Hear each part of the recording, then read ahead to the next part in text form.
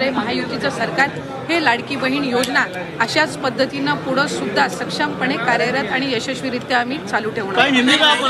संध्येला आपण महिलांच्या खात्यामध्ये जमा करणार आहोत आणि मार्च महिन्याचा जो हप्ता आहे तो अधिवेशनाच्या कालावधीमध्ये आपलं अर्थसंकल्पीय बजेट आहे आणि ते झाल्यानंतर ज्या वेळेला विभागाच्या वतीने उपलब्ध केलं जाईल त्यावेळेला तो हप्ता साधारणपणे त्या संदर्भातला योग्य तो निर्णय राज्याचे मुख्यमंत्री आणि दोन्ही उपमुख्यमंत्री घेतील.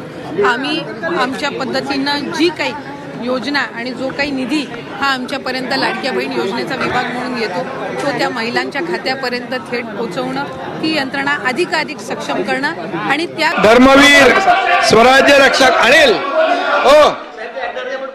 संभाजी महाराज यांना खरं म्हणजे त्यांच्या शौर्याला आपण सगळ्यांनी नमन केलेलं आहे. त्यांचा शौर्य आणि औरंगजेबाचं या औरंग्याचं कौर्य या छावा चित्रपटामध्ये देखील आपण पहा. अंगावर काटे उभे राहतील.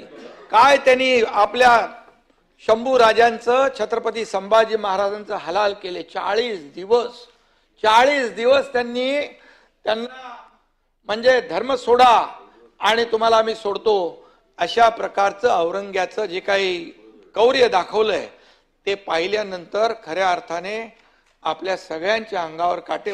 उद्या सिनेमा ठेवला, यांना पण बोलूया आपण.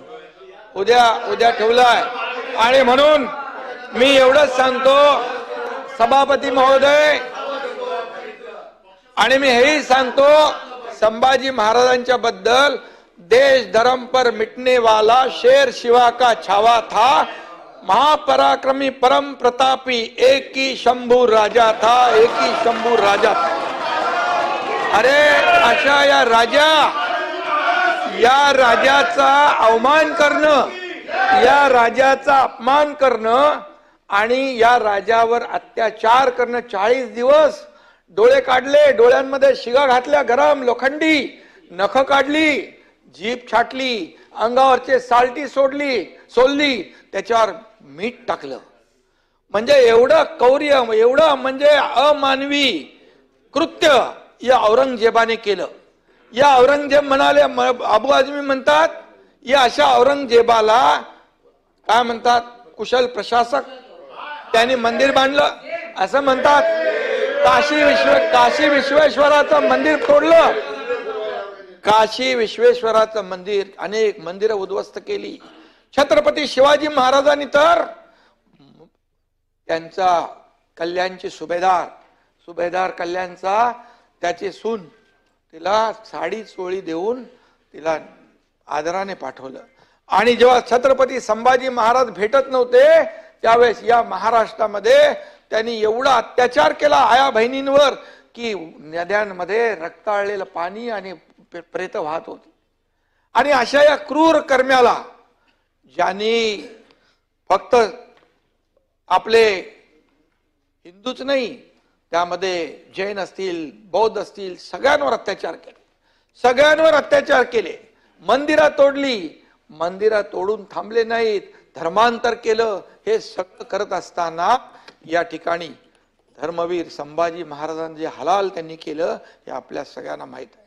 आणि म्हणून अशा क्रूर कर्म्याला त्यांना Maharashtra police, railway police, jail police, राज्य राखीव police, excise police, driver police, batsman police. तर विद्यार्थी मित्रांनो, पोलीस खात्यामध्ये जायचं असेल, ज्या विद्यार्थ्यांना लेखी पेपर काढायचा असेल, तर लेखीचा कमी वेळेमध्ये जास्त अभ्यास करायचा असेल, याच वर्षी भरती व्हायचं असेल, त्या विद्यार्थ्यांसाठी लेखीसाठी फेमस असणारा क्लास आहे. लेखीची 100% हमी देणारा क्लास आहे. येथे तुम्हाला लेखीबरोबर फिजिकलचं परिपूर्ण मार्गदर्शन दिलं जातं. अत्यंत कमी फीमध्ये 100% रिझल्ट देणारी संस्था आहे. विद्यार्थी मित्रांनो, खाली दिलेल्या नंबरवरती कॉन्टॅक्ट करून माहिती घ्यायची आहे तुम्हाला, आणि पोलीस बनण्याचं स्वप्न विद्यार्थी मित्रांनो तुमचं साकार होणार आहे. ओके, त्यामुळं जो काही नंबर आहे, कोल्हापूरमध्ये क्लास आहे विद्यार्थी मित्रांनो, लेखीसाठी फेमस आहे. अत्यंत कमी फीमध्ये विद्यार्थी मित्रांनो मुलामुलींसाठी स्वतंत्र राहण्याची सोय आहे. ओके, जो काय हा नंबर आहे विद्यार्थी मित्रांनो, या नंबरवरती तुम्ही कॉन्टॅक्ट करून क्लास जॉईन करू शकता आणि लेखीचं जे काय पेपर आहे तो तुम्ही काढू शकता. तर विद्यार्थी मित्रांनो, हा व्हिडिओ जास्तीत जास्त मुलांना शेअर करायचा आहे, जेणेकरून त्यांना जी काही माहिती आहे ती मिळत जाईल. आणि चॅनलवरती नवीन असेल तर चॅनलला सबस्क्राईब करायला विसरू नका. ओके, धन्यवाद. जय हिंद, जय महाराष्ट्र. शासक म्हणणं, या ठिकाणी त्याला मंदिरं बांधली म्हणणं, ज्यांनी या महाराष्ट्राच्या स्वराज्यावर चाल करून आला, परंतु त्याला संभाजी महाराजा पुरून उरले, तो जिंकून हरला, पण संभाजी महाराज बलिदान करून देखील जिंकले, बलिदान करून देखील जिंकले. आणि म्हणून या दिल्लीचं तख्त काबीज करण्यासाठी त्यांनी आपल्या बापाला कैद केलं, त्याच्या भावाने ठार मारलं, 27 लोकांना ठार मारलं. हा दिल्लीचा तख्त कब्जा करण्यासाठी हा क्रूर कर्माकर म्हणजे राक्षस आहे, महाराक्षस आहे. आणि अशा या राक्षसाला, नीच राक्षसाला त्याची भलामण करणं बाळासाहेबांनी देखील विरोध केला होता त्याला. म्हणून अशा देशद्रोही म्हणून तर ते विचार घेऊन आम्ही पुढे चाललोय ना. आणि देशद्रोही पिलावडीला सच्चा मुसलमान देखील माफ करणार नाही. यामध्ये देशाभिमानी मुसलमानांची आपला वाद आहे का? राष्ट्रभक्त मुसलमानांची वाद आहे का? पण इथं राहून संभाजी महाराजांचा वध करणं, हलाल करणं, त्यांची चामडी सोलणं आणि त्यांच्यावर अन्याय अत्याचार करणाऱ्या औरंग्याला चांगलं म्हणणं, चांगला माणूस म्हणणं, चांगला प्रशासक म्हणणं हे कितपत योग्य आहे? आणि म्हणून मी आपल्याला एवढंच सांगतो, छत्रपती संभाजी महाराज अंबादास 9 वर्षामध्ये 69 लढाया संभाजी महाराजांनी जिंकल्या, एकही लढाई हरले नाही. असा 126 लढाया, एकही लढाई हरलेला राजा नाही. आणि म्हणून मी मगाशी म्हणालो की त्यांचं शौर्य लोक एक बाजू बघतात, दुसरी बाजू जेव्हा कळते तेव्हा त्यांनी सगळं प्राणांचं बलिदान केलं त्यांनी, परंतु आपल्या देशासाठी धर्म बदलला नाही, हे शिकण्यासारखं आहे. आणि म्हणून मी या ठिकाणी एवढंच सांगतो की छत्रपती संभाजी महाराज हा कट्टर देशाभिमानी, ज्वलंत हा अंगार होता, छत्रपती शिवाजी महाराजांचा छावा होता. आणि अशा या छाव्याचा अपमान करणं, त्यांना अन्याय करणं, अत्याचार करणं, त्या औरंगजेबाला या ठिकाणी त्याचा उदात्तीकरण करणं हे बरोबर नाही. आणि मी आपल्याला सांगतो की औरंगजेबाच्या कबरीचं देखील उदात्तीकरण करणं, किंवा मुंबईमध्ये कोण तो बॉम्बस्फोट मधला होता याकूब मेमन, याच्या कबरीचं देखील उदात्तीकरण करणं या ठिकाणी हे देखील आपल्याला शोभणार नाही. आणि म्हणूनच तुम्ही काय आम्ही काय, शेवटी छत्रपती संभाजी महाराज आणि शिवाजी महाराजांच्या आदर्शावर चालणारे लोक आहोत. हे राज्य देखील शिवाजी महाराजांच्या आदर्शावर आपण चालवतोय. दिल्लीचं तख्तही केंद्र सरकार, दिल्लीचंही तख्त महाराष्ट्र राखतो. आणि म्हणून केंद्र सरकार आदरणीय मोदी साहेबांनी देखील या ठिकाणी नेव्हीच्या ध्वजावर छत्रपती शिवाजी महाराजांचं प्रतिबिंब लावलेलं आहे. आज तुम्हाला मी सांगतो, मगाशी कोणी सांगितलं असेल औरंगजेबाचं नाव काढून टाकलं, ते सांगितलं. आणि दुसरी औरंगाबादचं नाव अंबादास संभाजीनगर केलं, आपण संभाजीनगर केलं. आणि म्हणून अशा या थोर राजा जो आहे, तो राजा आया बहिणींवर अत्याचार करणारा औरंग्याचं ज्यांनी उदात्तीकरण केलंय त्याचा धिक्कार करावा तेवढा थोडा आहे. त्याचा धिक्कार तर करूच, पण त्याच्यावर देशद्रोही कलम देखील लागलं पाहिजे देशद्रोहाचं.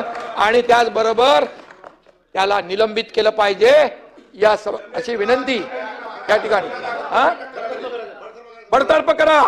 परंतु अबू आझमी हा औरंग्याचा औलादीचा आहे. आणि म्हणून औरंग्याचं समर्थन या राज्यात नाही, देशात कोणी खपून घेणार नाही. छत्रपती शिवाजी महाराज हे आपलं आराध्य दैवत आहे.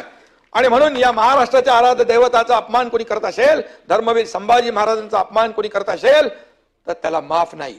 आणि म्हणून माफी नाही, चुकीला माफी नाही. आणि म्हणून माझी आपल्याला विनंती आहे सभापती महोदय, या ठिकाणी खाली तर आम्ही कारवाई करण्याची मागणी केलेलीच आहे, परंतु याच्यावर अशी कठोर कारवाई झाली पाहिजे की या पुढे छत्रपती आम्ही करतोय छत्रपती संभाजी महाराज आणि छत्रपती शिवाजी महाराज, अरे काल गुन्हे दाखल केले. आणि म्हणून त्यांच्यावर कठोर कारवाई आपण करूया. आणि म्हणून या ठिकाणी याचा निषेध, आणि त्यांचा निषेध करावा तेवढा थोडा आहे, त्यांचा धिक्कार करावा तेवढा थोडा आहे. आणि मला आपण बोलण्यासाठी संधी दिलीत त्याबद्दल मी आपल्याला धन्यवाद देतो. आणि पुन्हा एकदा अबू आझमी यांचा आपल्या सगळ्यांच्या वतीने मी जाहीर निषेध करतो.